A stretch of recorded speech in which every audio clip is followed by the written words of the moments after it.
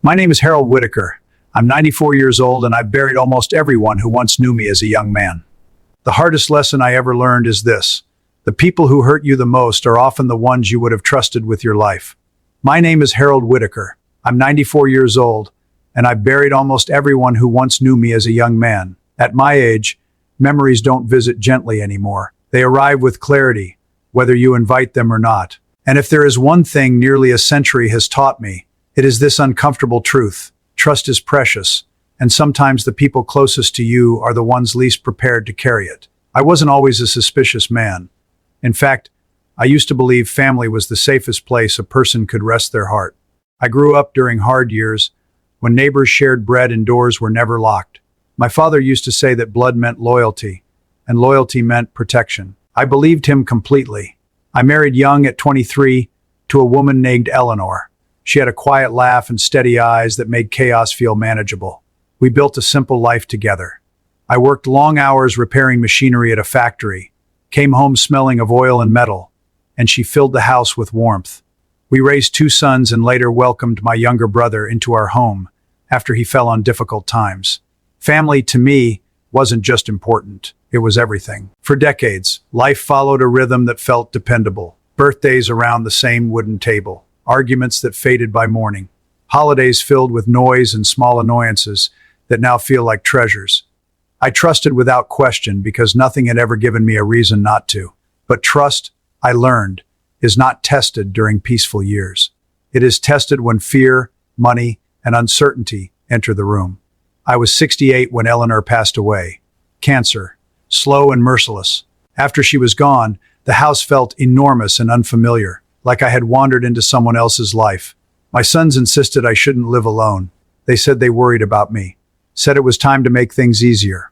Their concern sounded like love, and I accepted it without hesitation. They encouraged me to transfer the house into shared ownership, just in case something happened. My younger brother agreed it was sensible. They spoke gently, patiently, like people helping an old man manage a complicated world. I remember signing papers at a kitchen table while coffee grew cold beside me. I didn't read much of it. Why would I? These were my boys, my own blood. At first, nothing changed. Visits continued. Phone calls came regularly, but slowly, something shifted in ways too small to notice at once. Decisions were made without asking me. Rooms in my home were rearranged. Conversations stopped when I entered. I told myself I was imagining things, that aging sometimes makes a man overly sensitive. Then one afternoon, my eldest son sat me down and explained that it would be better for everyone if I moved into a smaller place. The house, he said, was too much responsibility. Maintenance costs were rising. They had already begun discussing selling it. I laughed at first because I thought he was joking. That house held 45 years of my life. Every wall carried Eleanor's touch. But his expression didn't change. He spoke carefully, like a man negotiating business, not speaking to his father. That was the moment I understood something had already been decided long before I was included.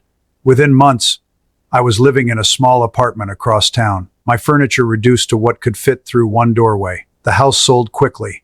I was told it was the practical choice, the smart choice. Papers I had signed made everything legal, clean, irreversible. No one shouted. No one fought. That's what made it harder to accept. Betrayal doesn't always arrive with cruelty. Sometimes it comes wrapped in politeness and reasonable explanations. For a long time, I blamed myself for being naive. I replayed every conversation, every signature, every moment I chose comfort over questions. I wondered whether my sons ever realized what they had taken from me was not property but belonging. Loneliness changes how a man thinks. In those early months, I stopped answering calls. I avoided neighbors. I felt embarrassed, like I had failed some invisible test of wisdom that old age is supposed to grant you automatically. People assume that reaching 90 means you understand life. The truth is, you only understand it after mistakes you can no longer fix. Years passed, and anger slowly gave way to something quieter. Understanding, maybe. My sons were not monsters. They were afraid of their own responsibilities, their own futures. They convinced themselves they were helping. People often justify selfishness when it feels practical. That realization didn't erase the pain, but it changed how I carried it. I began to see trust differently. Trust is not blind faith. It is awareness combined with choice. When you are young, you trust because you believe love guarantees safety. When you are old, You learn love and self-interest often live in the same heart. I still see my family occasionally. Holidays are polite. Conversations stay on safe topics. I no longer expect them to understand what happened, because understanding requires admitting uncomfortable truths, and most people, no matter their age, avoid those truths. What surprised me most is that losing blind trust didn't make me bitter. It made me attentive. I listen more carefully now. I ask questions. I keep parts of myself protected, not out of fear, but out of respect for my own dignity. You see, trusting no one does not mean living without love. It means recognizing that even the people who care about you are human, capable of weakness, pressure, and choices that serve themselves first. Wisdom, I think, is learning where to place your heart without handing over your voice. If I could sit across from my younger self, I wouldn't tell him to love less or to close his doors. I would simply tell him to stay present, to read what he signs, to speak when something feels wrong, and to remember that kindness should never require surrender in your independence.